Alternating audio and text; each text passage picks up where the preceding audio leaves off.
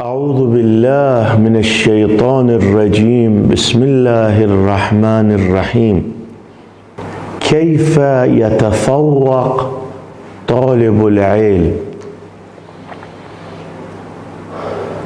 الدعاء والتوسل سلاح طالب العلم.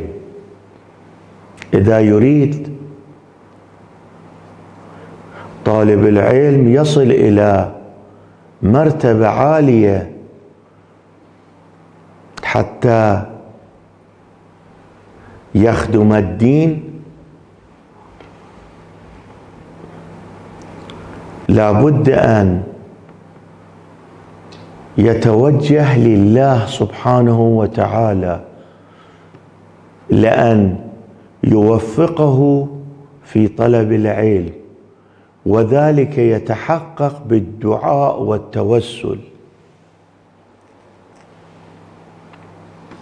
القرآن الكريم يخاطب الناس: يا أيها الذين آمنوا اتقوا الله وابتغوا إليه الوسيلة، الدعاء، التوسل،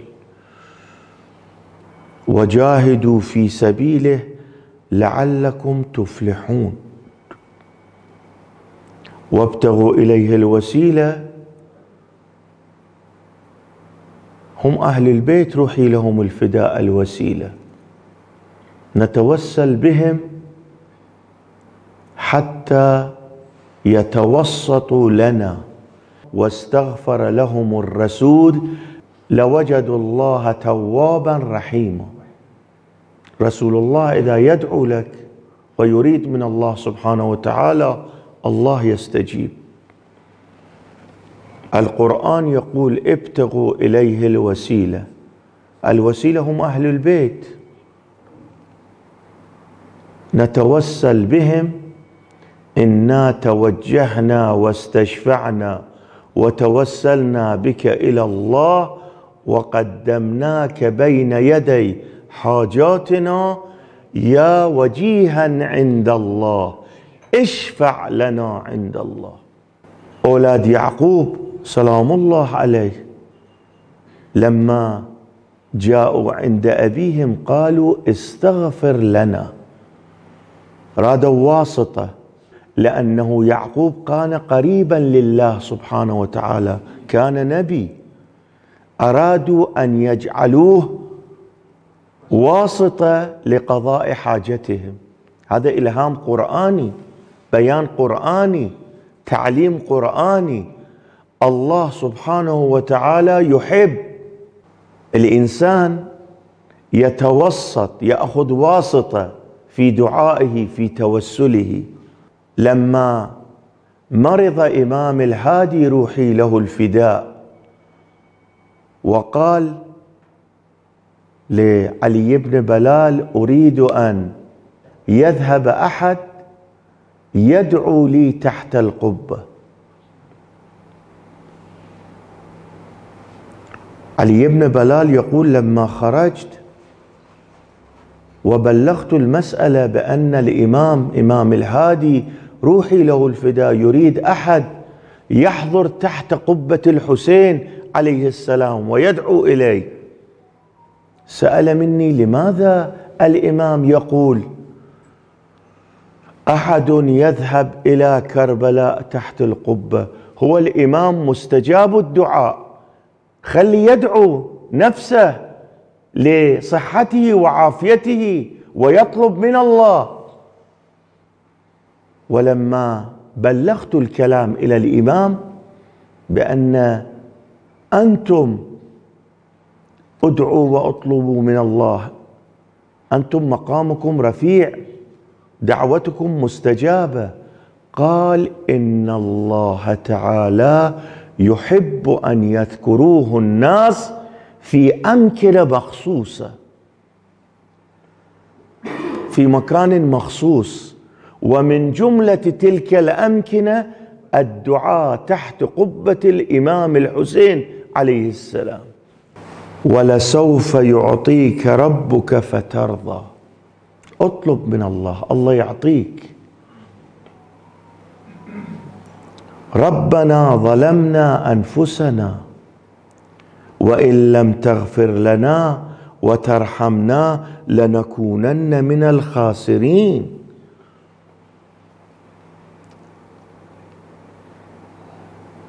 وابتغوا إليه الوسيلة. يقول إن لم تغفر لنا وترحمنا لنكونن من الخاسرين. ولذا كل شخص لابد أن ينتبه إلى هذه المسألة.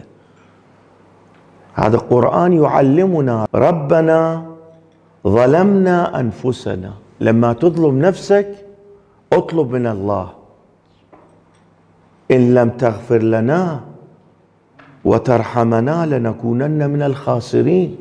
إذا ما تريد تكون خاسر في الدنيا تمسك بسلاح الدعاء وتمسك بسلاح التوسل. الدعاء سلاح الأنبياء. شوف ايش قد الدعاء مهم. يعني لابد لطالب العلم أن يكون متسلحا بسلاح الأنبياء. الإمام الرضا يقول الدعاء سلاح الأنبياء.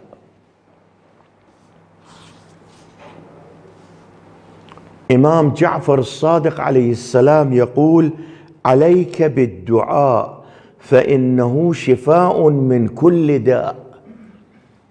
طالب العلم إذا يريد يصل إلى مرتبة مقبولة يخدم الدين لابد أن يكون سلاحه الدعاء، التوسل، التوجه، الفناء في الله سبحانه وتعالى. وذلك يحصل بالدعاء، بالتوسل، بالطلب من الله تعالى خالصا مخلصا. المولى أمير المؤمنين عليه السلام يقول الدعاء مفتاح الرحمة، الدعاء مفتاح الرحمة ومصباح الظلمة.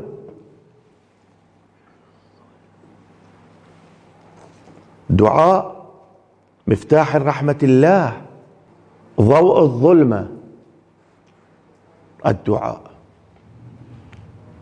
تريد يكون طريقك متنور، تعرف الطريق في كل آن، تمسك بالدعاء، اطلب من الله. إمام الباقر روحي له الفداء يقول الدعاء يرد القضاء وقد أبرم إبراما. دعاء مقدرات الحتمية لله سبحانه وتعالى يغيرها. شلون يقولون ليلة القدر ادعوا اطلبوا من الله؟ ربما الإنسان أجله واصل، في تلك اللحظات يخاطب الله سبحانه وتعالى، التقديرات تتغير، الله سبحانه وتعالى يعطيك فرصة ثانية. تريد تخدم الدين، تريد تأخذ بأيتام آل محمد،